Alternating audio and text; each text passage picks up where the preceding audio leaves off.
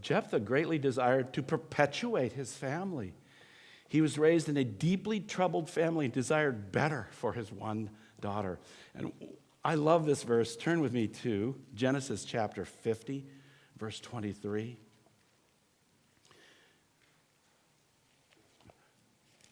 You may have remembered me focusing in on this verse before, but I just love this. It's cool. Genesis 50, 23. I'll read 22. So Joseph remained in Egypt, he and his father's house. Joseph lived 110 years old. 110 years. Look at what's verse 23. And Joseph saw Ephraim's children of the third generation. So let's see now. Ephraim's, that's a lot of generations, right? I can't even do the math, but that's great, great, great, or something like that. And then look at this next phrase. It says, the children of Machir, the son of Manasseh. Joseph had Ephraim and Manasseh. Those were his sons. So one of his grandsons, Machir, they were counted as Joseph's sons. Now, the Hebrew for this is picturesque. Look at the note in your study Bible. What does it say? The Hebrew says, they were born on Joseph's knees. Probably not literal, but what's that saying about Joseph's interest in that hobby he keeps in his garage? Is that his whole life?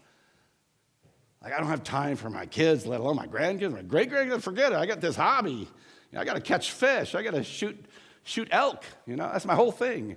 I got to get a new bow to kill the elk. That's fine and dandy. I mean, if you want to go bow hunting, teach me and take me with you. I'll go, Okay, that's not going to happen, apparently. But you hear what I'm saying, right? What's the ideal for the American male? He's sort of aloof. He's a monosyllabic individual. That's not a biblical point of view. Joseph was highly involved, and his great-grandkids he was close to them. He loved them, and in some metaphorical way, they were born on his knees. He was there in the birth room. Again, probably metaphorical. Probably his great-great-granddaughter would have something to say about his great-granddaughter-in-law, right? Get that guy out of here. He smells. But what am I saying? God presents this ideal of fathers who love not only their kids, but they're thinking deeply. They're thinking about the next generation.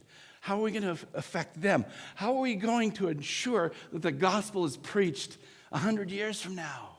We've got to raise up preachers. We've got to raise up Christians who love the word now. And I think Jephthah teaches us that.